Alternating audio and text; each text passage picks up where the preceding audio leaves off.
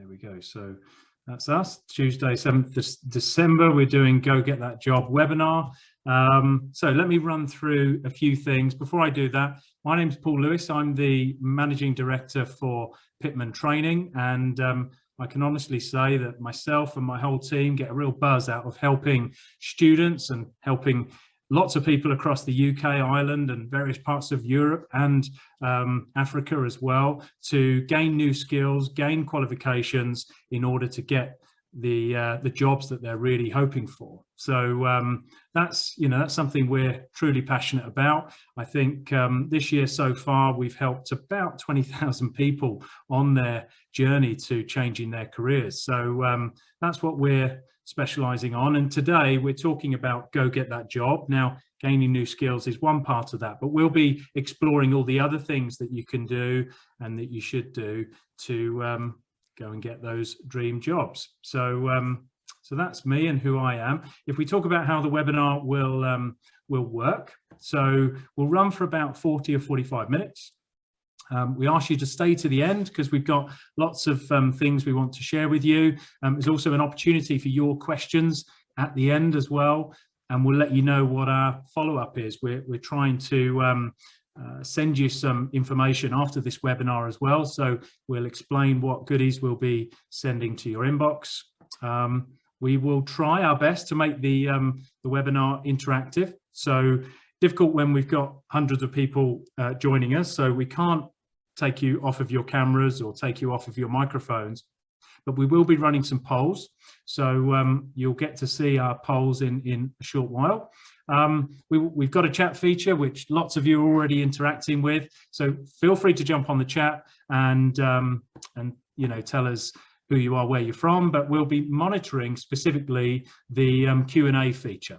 So if you've not used Zoom too many times, at the top of your mobile device or the top of your laptop screen, you will see a toolbar, and there's the words Q&A. So if you familiarize yourself with that, I've got my esteemed colleagues in the background. So Yowie and Mike will be monitoring the questions as they come through. And that would be my advice, everybody, is to put your questions whenever you think of them, rather than saving them up till the end.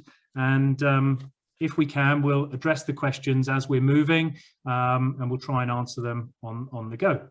The webinar is being recorded, so we'll share a link of the recording afterwards. So if any of your friends or colleagues have perhaps missed the webinar or couldn't make it today, then you can always share the recording with them afterwards, and we'll upload it to our YouTube channel as well. So we'll invite you to come and check out our YouTube channel. What are our objectives? I guess we want to explore the barriers to getting hired. We've thought of a few of those potential barriers. I'm sure you yourselves, as people looking for different jobs or different careers, you will have got some challenges and barriers in your minds. We'll talk about how you can stand out from the crowd. We'll talk about what it might involve to pursue a career change. We'll talk about skills, qualifications, how that might help, applying for jobs, creating a great CV. We'll talk a lot about confidence, interview techniques. All of that is with the intention of getting hired. Now, I mentioned a couple of my colleagues in the background. I also would like to introduce our special guest for today, and that is Laura Leyland. So before I bring Laura, just to say that Laura is a founder and co-director of a very successful recruitment company called Fresh Perspective Resourcing. Her and her sister Emily launched that business a number of years ago because they really believed in ethical recruitment practices and wanted to help people looking for jobs and companies looking for great hires. So without further ado, it's my pleasure to introduce Laura. Hey guys. Hey Laura. Hey, thanks so much for having me. What a great introduction. Well, there you go. I try my best. So welcome, and it genuinely is our privilege to have you with us this evening. I won't tell you quite how many people are dialed in, but we've got a nice audience of people all over the UK, Ireland. I noticed people from Kenya as well have dialed in because our network extends as far as Kenya. So yeah, we've got a really nice audience with us. So we're all kind of itching to learn more about you and your story, Laura, and then we'll get on to I guess how we can help people with their CV, with their profiles, with their job searches. So before we kick off, tell us a little bit about you. So what did you do before you got into the world of recruitment, for example? I think I've pretty much always been in recruitment. So after university, I ended up going to a few graduate sales assessment days and got a position in sales. And then when I left that and I was looking for my second position, I was speaking to a recruiter and they asked me if I ever considered recruitment. And even though I was actually talking to one, in my mind, recruitment was kind of like temp agencies, like Office Angels, things like that. So I hadn't ever considered it as a career. So he set me up an interview. I went to that and I got the position. And then it'll be 15? Yeah, 15 years in January I've been doing recruitment. Wow. So you quite a few years. So you know one or two things about getting employed. Yeah, one or two. And I hope you didn't mind. I've put together this little kind of montage of you and your business. So lovely pictures of you and some of your team members there. Including these sort of feline, characters on the right hand side there. So what's Fresh Perspective Resourcing all about? It's to offer a fresh perspective on recruitment, and that's helping businesses but also helping people find jobs. So myself and my sister, she's in the grey t-shirt, my sister and business partner, although has abandoned me for this webinar, left me to fly solo. We both worked for agencies but just didn't feel like it ethically fitted with us, because in a lot of the places, and not all agencies are the same, candidates are just kind of numbers and pound signs, and they're interesting if they're getting good feedback on interviews, but as soon as they don't get a job, from my personal experience, they just kind of slid down priorities and weren't necessarily contacted with feedback, weren't looked after or treated as human beings with kindness and respect. And from a client perspective, it was all about money from my personal experience, rather than trying to find the right people for the right job so you can help people progress their careers and you can help facilitate business growth by finding good talent. It was all about fees, commission and money, which obviously is an important part of business. But I feel like in recruitment, when your product is people, you should be a people person. You should have a vested interest in helping the people that you support. And I genuinely feel humbled by the amount of people that allow me to support their journey, to help them find opportunities, etc. And I don't think that recruitment should be taken lightly, because candidates and companies and business people trust us to deliver a quality service, in all areas. And I feel like that wasn't happening in the jobs that I had personally. So me and Emily had the idea to set up our own business to offer something different. So we're a bit more like an outsourced internal recruitment team. So we make sure we hire the right people for cultural fit, value fit, ethics, morals, and obviously the job as well. We charge differently. We do so much more than an agency, and it allows us to really help candidates a lot more than we ever could do when we worked for agencies. And look, so I applaud you for what you're doing, and for everybody listening in, I think you can tell just how passionate Laura and her team are about recruitment and doing it the right way. There are lots of interesting recruitment outfits out there. That's probably all I'll say on that score. But yeah, and but look, let's get into in a moment, what our audience think as well, because we've got a couple of polls. So I want to understand, what our audience think are the big challenges, because we all have a different perspective, and none of us are wrong. Whatever our perspective is on the challenge to getting hired, there will be some validity in that, but it'll be interesting to get a gauge. So that's my shout out to the audience. In just a moment, get your fingers ready, because we'll be asking you to cast your votes and give us your feedback. And before I move off this slide, I'll just say that the reason Laura and I know each other is because some time ago we reached out looking for decent recruitment firms, alternative recruitment firms to help our business. You know, Pitman Training, we have, you know, a large team of people all over that support our learners, and Laura, Emily and the whole team helped us to find some, you know, great additions to our team, and it really opened my eyes to you know, how recruitment can be done well and ethically and fairly. So thank you to Laura, but also, you know, it's why we invited you here to help us today. So I will move on to my first poll, and we're going to throw this question out there. There you go, it's popped up on your screens, everybody. So what do you think is the most challenging part of securing a new job? And for anyone that maybe can't read the options, I'll just read them out. So the top one is creating a compelling CV that gets noticed. Next one is showing the right skills, qualifications for the role. Finding and applying for jobs is the next one. Gaining an interview for the job is the next one. And the last one is being confident and successful in the interview. So give you a few more seconds. You're choosing one out of that multiple choice. So we'll let everybody cast their votes. Interesting to see. We should get some percentages in a moment. So yeah, Mike, if you want to summarize, let's see how we've done on that first one.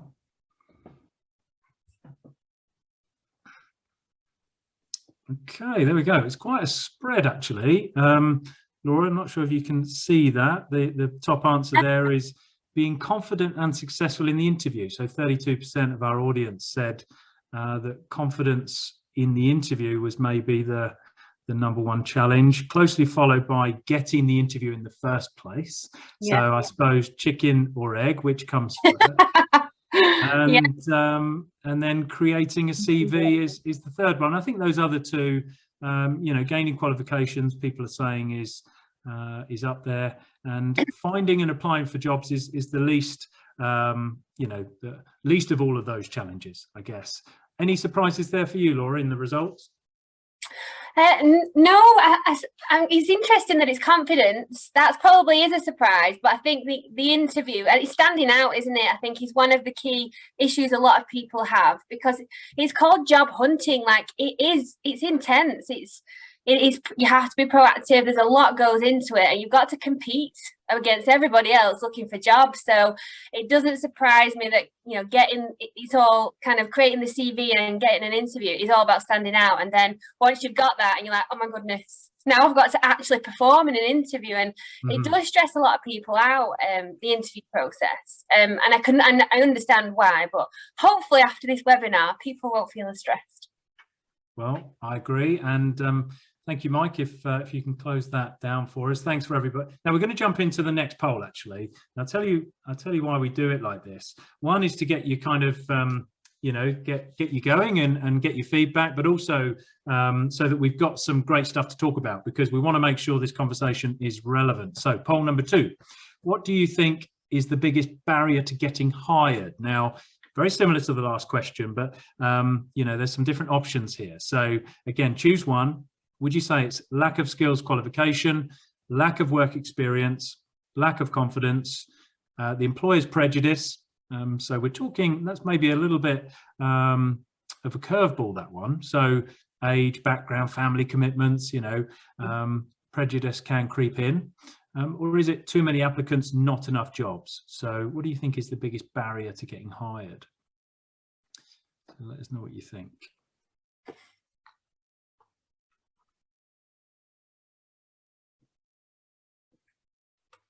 Thank you, Mike. Okay. So it kind of, yeah, you change the options, it changes the outcome. Yeah. But, so quite far out in front there, Laura, is lack of work experience, which is, and I think we're going to come back to that. I think as we move our conversation, I think it'll be great to understand from you if there's any advice for those people. And then the others are almost neck and neck, aren't they? Confidence is there. Employer prejudice is, you know, is obviously playing a part in some people's experiences. Too many applicants, not enough jobs. Again, Laura, any surprises for you? Any sort of interesting results there?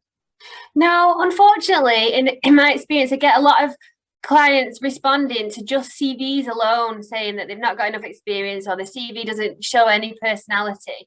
Whereas I actually had a meeting today and a meeting yesterday with 2 new clients who say it's all about the personality. Yeah, they love experience, but they are willing. They're willing to kind of forego that for the right attitude, attributes, capability and potential in someone, as long as they fit in with the team. And so what we need to demonstrate is who you guys are and what your ability and your proactivity, your passion, your personality is in the, you know, if you don't have as much work experience, we've got to show them something else instead, so that we smack them in the face with all of that instead of your experience once they look at your application. And we will get on to talking about the other ways that you can do that, aside from applying for the job, other ways that you can demonstrate those other bits and pieces to kind of overcome the fact that you may not be the most experienced person, but that doesn't mean that you're not a strong contender or not necessarily the best person for the job. Cool. Well, no, I would share that view as well. Thank you, Mike, for running that poll there. So audience, you're off the hook for a little while, but if you think of any questions as we go, as we said, you know, fire them through to the Q&A box at the top of your screen. So look, let me just move this slide. I've got one or two points here that we can run through as well. So, and before I come back to Laura, and I've got a bunch of questions for Laura, we just wanted to highlight the fact that we just put together this pretty cool guide called How to Prepare Yourself to Go Get That Job. There's that expression again. And this talks about, and this is something we will send. Everybody on this webinar has kindly provided us their email address. So by later this evening, you'll get this in your inbox along with a sort of thank you email. And this kind of sums up a lot of what we're talking about today, a lot of the top tips that myself and Laura will be sharing around CV essentials, how to hone your job seeking skills. What else have we got? Securing relevant work experience, as that came up. Interview preparation, so how to master interview preparation. Video interview, there's another curveball. So we talk about video interview in this guide. Something I'm definitely going to ask Laura about is putting together the ultimate LinkedIn profile. I know you're a big believer in LinkedIn, Laura, and then creating a video CV as well. I mean, this is as you can tell, this is very 21st century. You know, if you'd have looked at an employability guide even just 5 years ago, would it have included video CVs? Would it have included LinkedIn? Possibly not. So yeah, we'll be sharing that with everybody. So what I think we'll do, Laura, if we maybe come to you and get your advice on how to create a really cool CV, a really powerful CV that will help people to stand out. You might just ignore some of my bullet points on the screen. That was just in case either of us forgot how to build a CV. And then let's talk about LinkedIn. If that would work, CV then LinkedIn. Would that be right? So, I think, yeah. Over to you. What advice would you give everybody? I definitely do your CV first before moving to LinkedIn, because then once you've thought about your CV, then you can use and repurpose that information on your LinkedIn profile. So there's a lot of conflicting information about CVs, and so a lot of people say that you should keep it to 2 pages. And then I've looked at some recently for a technical job that we have, and they need a lot of experience. And these people have kept their CVs to 2 pages. And so there's only a few lines for each position, especially if you've been freelance. And it gives the impression that these people are really high level because it doesn't give any detail to what they actually did. So it makes them seem like this really high level manager that didn't get involved, which is not necessarily the case, but not everyone would necessarily ring them to get more information from them. So they're really selling themselves short. So I think if you've not got a lot of experience, 2 pages is probably fine. But if you do have some experience, do not worry if your CV goes on to 3 or 4 pages. Don't sell yourself short just to try and keep it on 2 pages, because if it's compelling enough at the beginning, they will read on and look for further information. And also when people like me and my team are searching for CVs on the job boards, we search for keywords to pull up a search. So if you've only got 2 pages of keywords versus someone who's got 4 pages of keywords, that person is going to feature higher than you and will get a phone call before you. So don't litter your CV with keywords, but just put enough information on there to display you and your personality and your experience and your skills. And if it goes on to 3 and 4 pages, do not worry about it. I've seen CVs that are 16 pages. Now that is excessive. So don't do that, but don't worry about it. That's really good advice. I think making it easy on the eye, don't put any crazy graphics on there. I would suggest against photographs, because a lot of people on the poll, they put that prejudice of employers. So take away the opportunity for people to operate in that way. Don't put your picture on, just your name, your email, your telephone number, and the area of the UK or further afield that you're based in. That's all that's needed.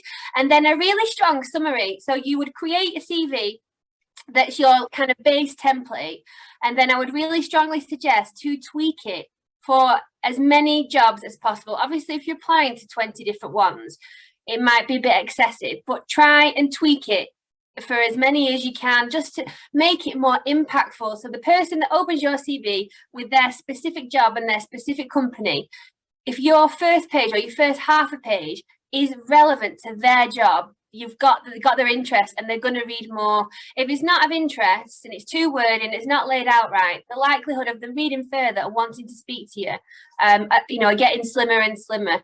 So try and put some personality in. I think a lot of people go down the route that their CV needs to be quite serious and professional in the traditional sense of the word, and quite corporate, and it isn't how you would ever speak normally in an email or on social media, and they take out all personality. One of the best CVs I will always remember is a lady said in the first line, and she was from Bermuda, but she didn't get lost in the triangle. And I just thought it was quite witty, and it stuck with me. And I actually spoke to her for our job, but she didn't want to do the commute in the end. But don't be afraid to share your personality. Maybe not everything that you would put on social media, but share something about yourself and tailor that beginning bit to highlight the skills that you have and the experience and your personality to what you already know they're looking for in the job.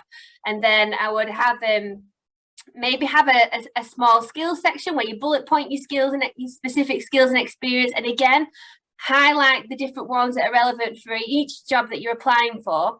Have a qualification section, whether you put that next or after your experience, it doesn't really matter.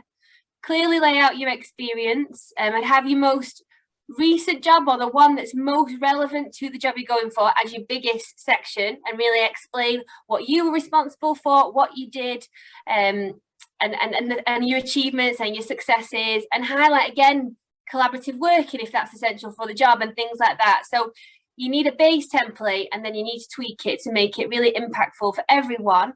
I would definitely still put a hobbies and interests bit after your experience and qualifications, because that is a bit of obviously it's not going to be like a huge paragraph or half a page, but even maybe 4 or 5 lines of just who are you? Do you do things for charity? Do you organise events? Do you love walking? Do you love team sports? Really let them know what kind of person you are. And I think those are the main things for me when it comes to a CV. That's what I would always expect to be on there. And make your headers of each section slightly bigger, bold them, maybe underline them, maybe use a different colour for your headings, just like a blue or a purple, nothing crazy like hot pink, but just make it look nice and eye-catching, really, because you've got to stand out from everybody else's. Absolutely, you've got to stand out from everyone else, and I totally agree with that. Now, I hope everyone was listening in those last kind of 4 or 5 minutes, because there was some absolute golden nuggets in there. I've been scribbling down. I thought I knew a thing or two about writing CVs, but I'm getting lots of the keywords is a really important point as well, because I forget the piece of software, but there's, every website and a lot of big employers will no doubt be using software to screen CVs and to extract words. Do we have enough word matches? So Do you see that, Laura, that some employers or recruitment agencies would just use software to screen CVs? Yeah, and it makes me sad because I don't agree with it. We don't do that, and I never will, because candidates are people, your clients are people. You're looking for that personal fit, that personal touch, that cultural fit, and I don't think you get that from scanning keywords in a CV, because some people get their CVs professionally written, and they're not always a true reflection, and you can just dump a load of keywords in to feature higher. So you could put an extra skills section and really go to town. And it's really obvious when you look at a CV, but it does get picked up by software, because software is not looking for little tricks and sneaky ways to get around it. And then in a lot of positions, specifically more tailored to kind of niche areas like technology, unfortunately, the HR people of those businesses aren't technical people. And so they don't always understand what is needed for a position. So they'll use keywords to look at whether they think someone's good. And then they might send those CVs through to their line manager, who then understands, but they may have missed out on some people. So keywords for me have a good place, because it's how you guys search for our adverts. That's how adverts feature at the top, because the keywords we put in, so that you know how relevant they are, and it works both ways. So I always use them to a certain degree, because I need to pull up searches to find people. So you've got to put them in so you can be found. But yeah, it is difficult when you get to software, but you've just got to look at it like a little game. And if you play the game, then you've got a chance. Yeah, well, look, now, Laura, I'm going to do some quick fire questions, because I'm looking over this way at the questions coming through. Okay. I'm going to limit you to just a very small answer here. Okay. So this is from an anonymous member. I found it very hard getting a job after having children. How would I overcome this and show that I'm not just a mother?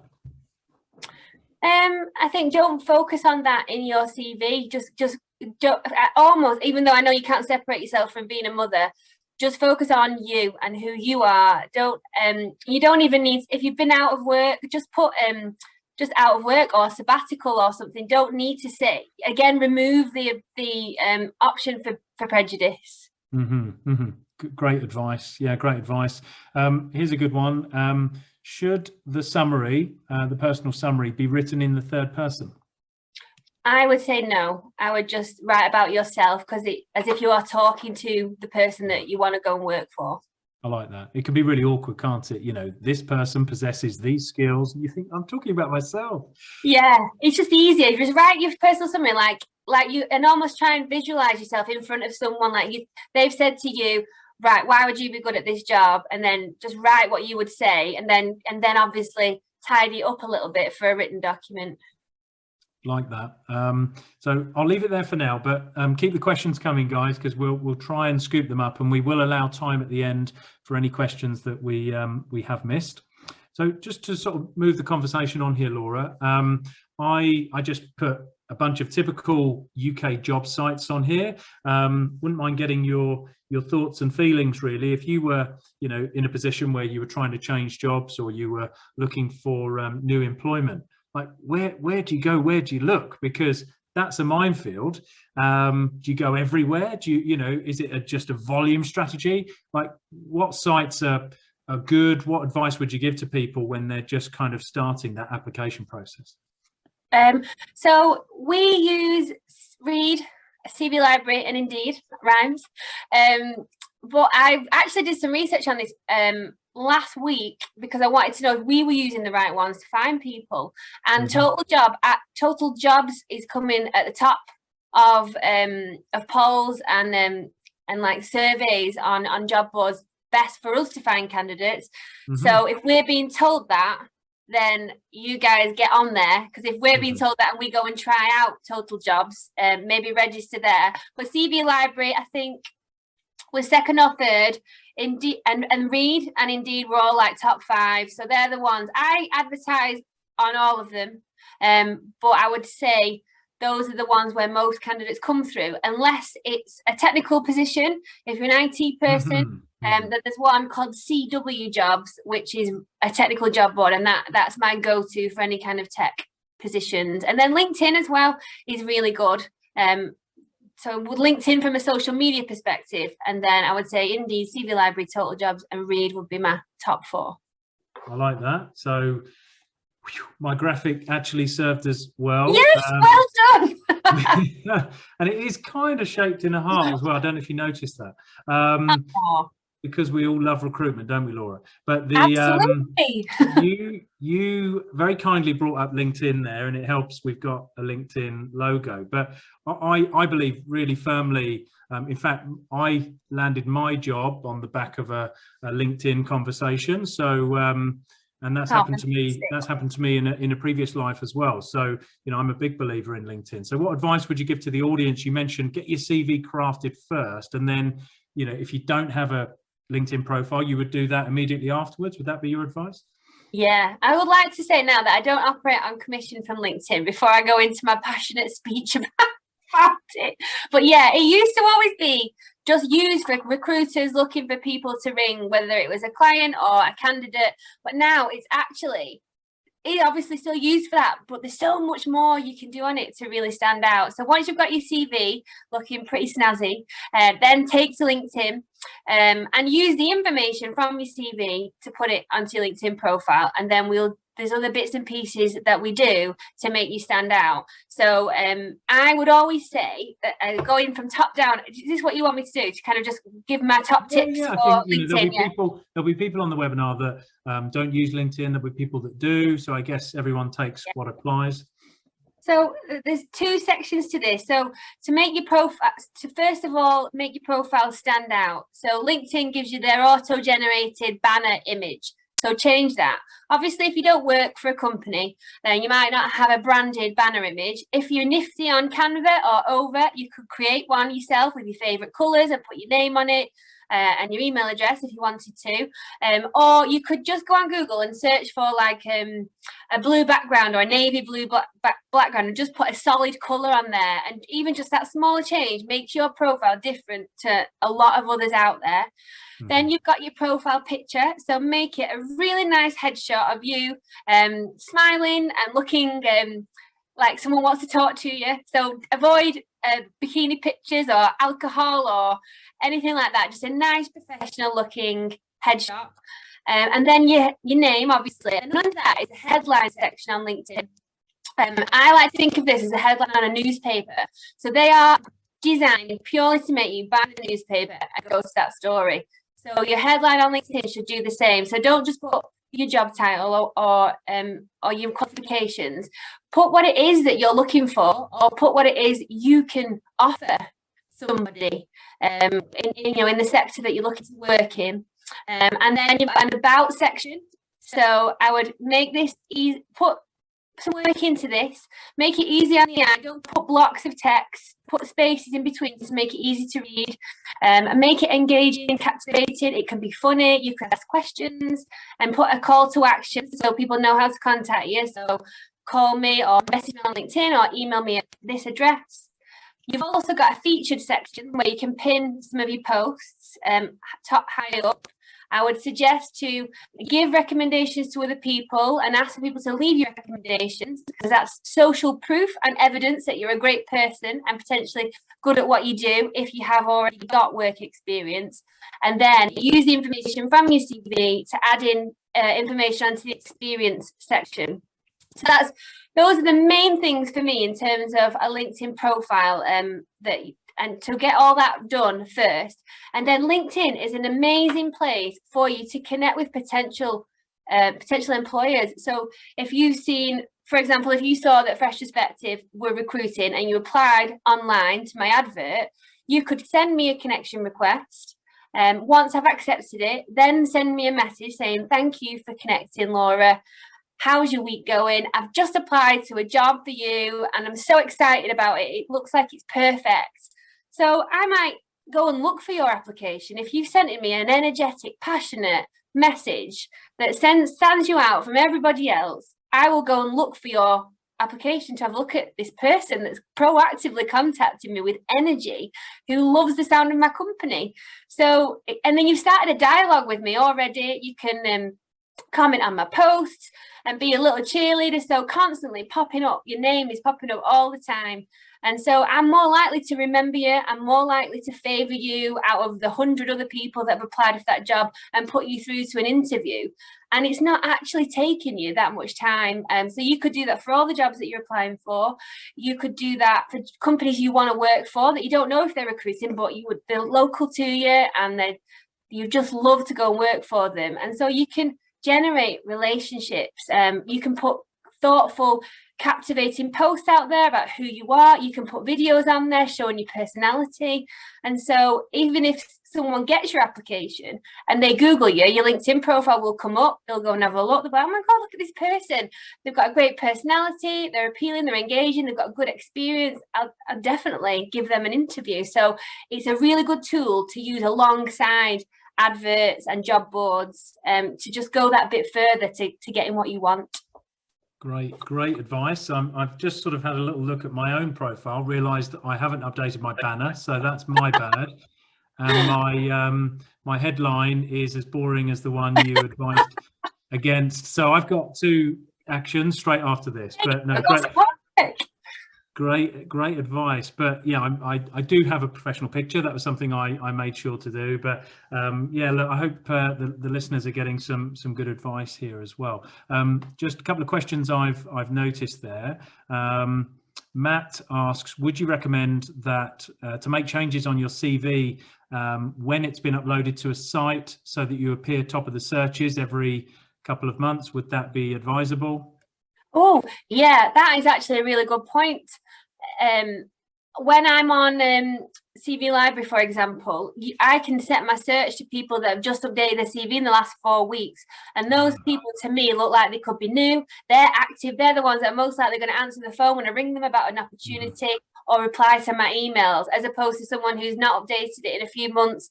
You might think, well, maybe they're not looking anymore if they've not updated it. So that would be really good. Oh, great. Okay. No, that's well. Thank you, Laura. Thank you, Matt, for making that suggestion as well. There was one there that just flashed. If you are completely changing careers and have literally no experience in the job that you're applying for, how would you catch the employer's attention? I would explain that in the top, at the top. In your introduction and your summary, make it all about what it is you're wanting to do and why, and inject energy, passion, enthusiasm into that top section.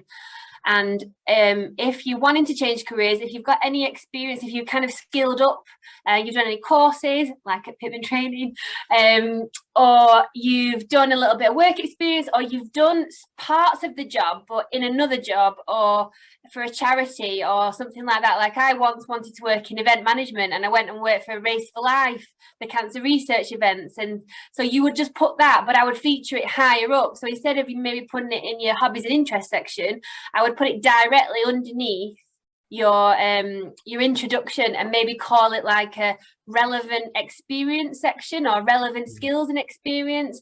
And so you've got an intro as to why you want to do it and not what you've been doing for the past 5 years or 10 years, etc. And then underneath, put what you've done in your spare time to make sure you skill up, put yourself forward, stand out, be visible. Because I'd be looking for someone, why do they want to do it? And rather than just sending me a CV that's completely irrelevant to the job they've applied for, tell me why they've applied. But also, I'd really want to know what they've done themselves in their own time to be proactive, to make that career change, rather than just waiting for someone to give them an opportunity. I like that. Yeah, good advice. And thank you for the plug for Pitman training. And actually, I think it is a relevant one because that's what we do, right? You know, we've actually designed our diplomas and many of our courses, which, by the way, are not kind of 2-3 year necessarily. A lot of our diplomas are 6 months, 9 months, depending on how people can study. But they are, you know, we've got medical admin diploma. So if you're applying for a medical admin job, you know, someone could be really impressed with, you know, the fact you've done that, or graphic design diploma or social media marketing diploma. Like we've tried to be really pointy towards the job that you're likely to apply for. So, but I'll shut up. But just in terms of check out our website and see what might help you. So I'm just going to roll on these slides. I'm conscious of time. And Laura, thank you so much for all the advice so far. It's just here's just some statistics, I guess. You know, it wouldn't be a proper webinar without a few statistics. We've actually talked a lot about how to find the best jobs out there and how to apply for them. But what I thought was, you know, was really quite interesting. Yes, we've had a really challenging couple of years. I think that's understatement for the evening. But the number of job vacancies is higher than, you know, than it's ever been since records began. But the level of employment, or unemployment should I say, is almost where it was pre-pandemic, which is interesting. And I think it tells me that employers have got their confidence back, they've got their mojo back, they're ready to build their teams up again. Yeah, it's and someone else asked, you know, what's your view on the Great Resignation? You're familiar with that term, Laura? Has that been bounded around your office? No. You're not. So I picked up newspapers last week, and I think it's the media spin that, you know, there's been this record amount of resignations. I think my take on it is that people did a crazy amount of soul searching and reevaluating in 2020 and maybe beginning of 2021. And I think people have, you know, maybe moved away from certain industries or moved away from jobs that they weren't really enjoying. So maybe that's created this wave of resignations in the last 12 months. Oh, interesting. And I would like, on one of your points as well, when you said on the slide, it said that vacancies are at an all-time high. Honestly, the candidates and applicant levels are not. Like when at the beginning of lockdown, we were flooded with jobs for all kinds of things. Everyone was just applying for everything because for obvious reasons. Then in May, when restrictions eased, I think a lot of people ended up in beer gardens and they weren't online at home looking for jobs anymore. And applicant levels have never really got back to what they were. We're having to do a lot more proactive outreach to candidates than we ever have before. Luckily, we've always done it. So we've just had to kind of ramp it up a bit. So if you're looking for jobs now, apply to jobs, because not very, in comparison to the norm or even the beginning of lockdown, not as many people are. So don't be disheartened by these statistics. Get applying for jobs, because you definitely got a chance. Even though there's more people out of work than typically we're probably used to, that isn't necessarily reflected in well, from my experience over the last 6 months, in the volume of applications to adverts. Mm-hmm. Good advice. Yeah, good advice. So let me move this on. Now's the time, by the way, if you've got questions for Laura. I'm going to come back to this in a second. Give everyone maybe 30 seconds just to put their questions on the board. And then I'll come back to you. So let me just give you a quick flavour of what Pitman training might be able to do to help as well, because a few people have said that relevant skills, relevant qualifications might be of help. So some of you on the webinar, I recognise names, so maybe you're already a student with us. So Pitman training, we've been around for nearly 200 years, believe it or not, and we've been giving people skills to go and get new jobs, and that's what we've been doing for quite some time.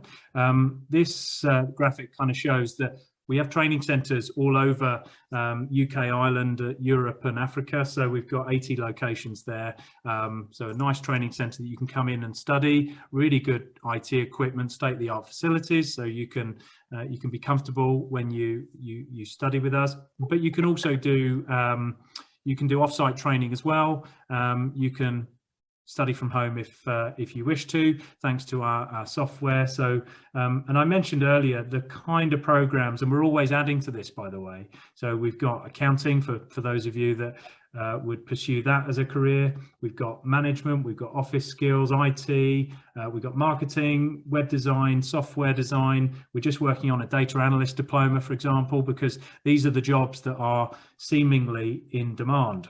And these are all the kind of accreditations that and the partners that we work with as well. So not only does the Pitman certificate carry weight, so does City and Guilds and AAT and Microsoft and so on.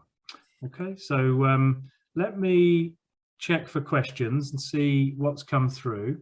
Okay. Let's have a look here. Oh, this is an interesting one. I won't mention the person's name, but they've said if you are dyslexic, what would be the best way to put your CV over in an interview to bring it over in a good way? So if you're dyslexic, how is the best way in a CV or an interview to put yourself across? Yeah. Okay. I wouldn't mention it in your, again, remove the opportunity for prejudice, because there are some naughty people out there, even though they're not allowed to be prejudiced, they are. So don't put it in your CV. And obviously, I imagine you've got tools and technology to help you with your written work and get somebody to check it. As part of our screening process for candidates, we always ask if there's any adjustments or anything that any adjustments to be made for an interview, or is there anything that we should know? So we try to catch it beforehand. But if it hasn't been caught, it comes up in an interview, and you want to bring it up in an interview, I would just wait for an appropriate moment. If they've said if you've got any questions, always go on to an interview with questions. Take a pad, take a pen.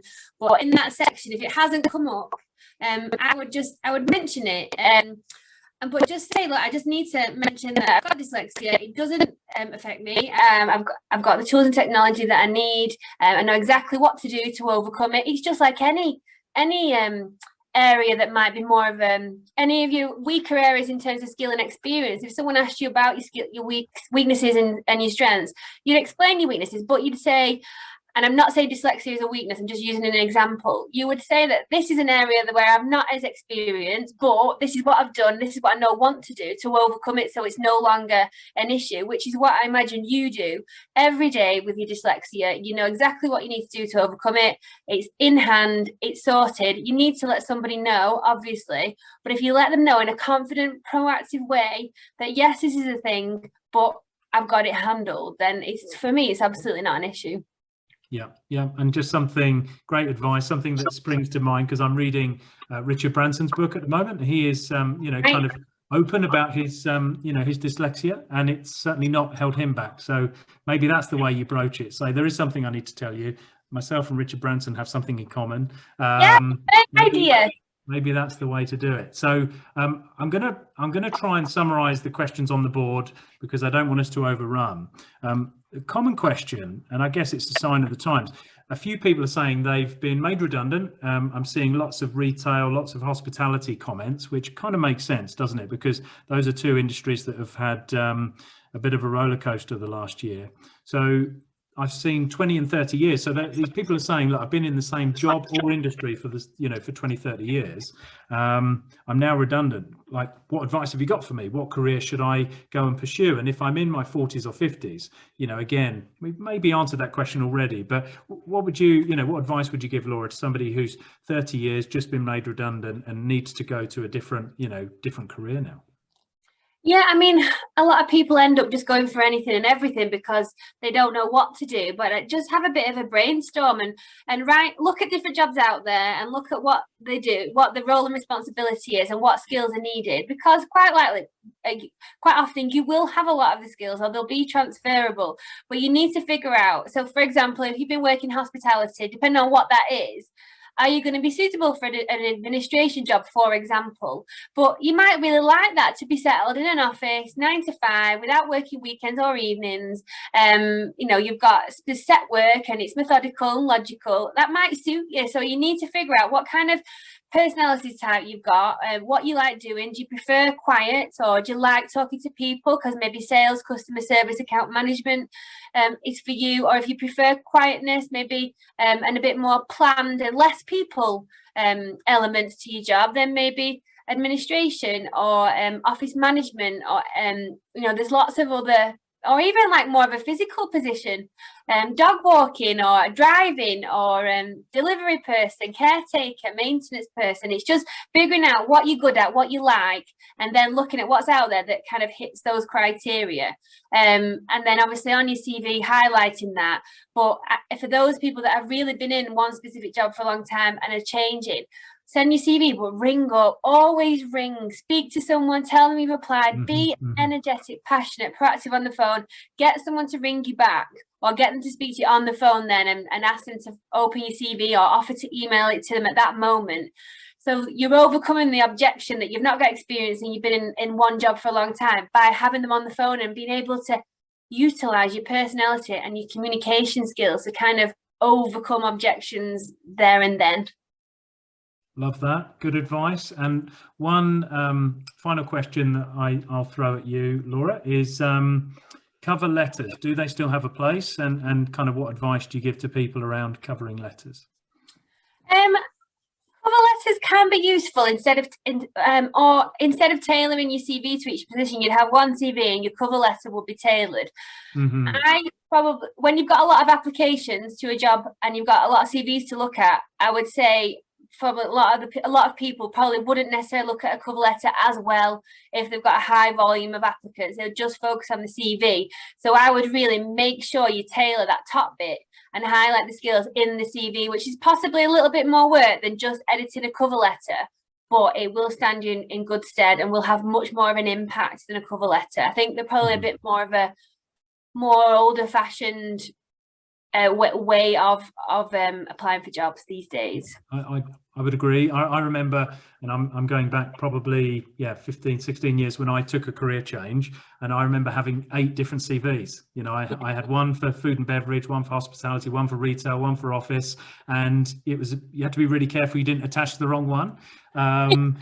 But it was that was quite effective for me, and I found it quite quite interesting how I had a customer service background, so I was able to sort of almost bend my skills and bend my experience to suit those different sectors. Because of my customer service background, I think I'll be a good candidate for you. So look, I'm going to throw a question out to the audience, and then we'll wrap up. So Laura and I are interested to understand, whether you've got some value from the discussion this evening. So I'm opening up to my colleague here. Yeah, so we're going to use the chat function. So if you open up the chat function, as a result of this evening's webinar, what piece of advice will you take away? So jump into the chat feature and just tell us what piece of advice you're going to take away and maybe implement. Whilst we're waiting for people to write things in there, someone asked what do they do if they've got no work experience on their CV, and I would just put any kind of just wanted to cover that, because that would be relevant for a lot of people. They won't know what to put on because they've got nothing to put in their experience section. So any kind of volunteering, if you've helped out at a football club or scouts, just put anything on that could show responsibility, team working, organisation, and show that you've done something, even as a younger person who hasn't yet had the opportunity to work. You've actually done something, whether it's a job in a bar or a restaurant or a Saturday job in a shop. Just put those things on, because they're not necessarily commercial corporate work experience, but they show that you're proactive and that you will go out there and do whatever you can despite potentially still being in education, etc. So just don't worry about that. Just you've got to start somewhere, so put things like that on. And then just wanted to touch on, if I'm allowed, the issue with the most challenging part of securing a job in the first poll was that being confident and successful in an interview. I just want to say, remember that an interview is a two-way process. You are there as much as they are to interview them, to figure out if A, it's the job for you, and B, you want to work there. So it's even Stevens, equal playing field. Always go, like I said before, with a pad and a pen and reams of questions, even if you only get a chance to ask 3. The worst thing for me in an interview is when I ask someone if they've got any questions and they say no, because I just feel like they're not that bothered, they're not that interested. I've not given them everything they need to know in a 45-minute interview, and if they've got no questions, if someone else has, and they just show more interest by just that one simple thing. So I'll show you now. Back over to you. I feel like a hijacked you then. Back over to you in the studio. Yeah, look, so I've seen tons and tons of comments coming through, and what I would say seems to come up most is putting my personality into the CV. I really love that. I think you've delivered that message this evening, Laura. I think updating CV was quite a generic one, but came across a few times. LinkedIn, and people have said to link my LinkedIn and my CV, which is something I personally did. So, instead of just your email address at the bottom or your phone number, check out my LinkedIn profile. So, good advice there. And I think people are saying, you know, be more courageous with their interviews and their CVs. So yeah, some really good comments coming through. I'm glad everyone's got some value from the webinar. And let me, as I now summarize, I just want to shout out your company again, Laura, because could you just share the website if anyone wants to check out your website? Yeah, it's www. Do you want me to put it in the chat? Should I put it in there? Do that. Yeah, that's no problem. Then at least no one can misinterpret my northern accent. And my advice as well to anybody is to go and follow Fresh Perspective on social media, so LinkedIn especially. I think you've got an Instagram and a Facebook page as well, but you know, you're sharing some great tips and great videos. So what you've just listened to from Laura over the last nearly hour, you know, you're getting lots and lots of that from Laura's team as well. So that would be a good thing to do. So look, I want to say a big thank you to Laura and Fresh Perspective. Thank you for joining us this evening, Laura. You're very welcome. I've enjoyed it. I can't believe what time it is. An hour is flown by. It flies, doesn't it? It just flies. So I've done my best as the facilitator. We hope you've enjoyed it. Everybody that's made it to the end, I think most people have. So thank you for giving us your time. You'll get a thank you email from us, Pitman Training. So look out in your email box. Now, it may slide into your spam or your junk. So do check in your spam in case the email slips in there. You will definitely get a thank you email. And that'll really tell you, you know, how you can follow up with us as well. So if you wanted to book a career consultation, free of charge, no obligation, you can sit down in one of our centres with a career consultant who will talk to you about your CV and your career journey, and they'll help you map that out, but they'll also talk to you about training, courses and diplomas that might be relevant. So jump on our website. I've put the web addresses in the top corner there. So jump on our website, book yourself a career consultation. But all that's left to say is good luck on your career journeys. All the best. Yes, good luck. Go out and smash it. Yeah, go out and smash it. Love that. Thank you, everybody.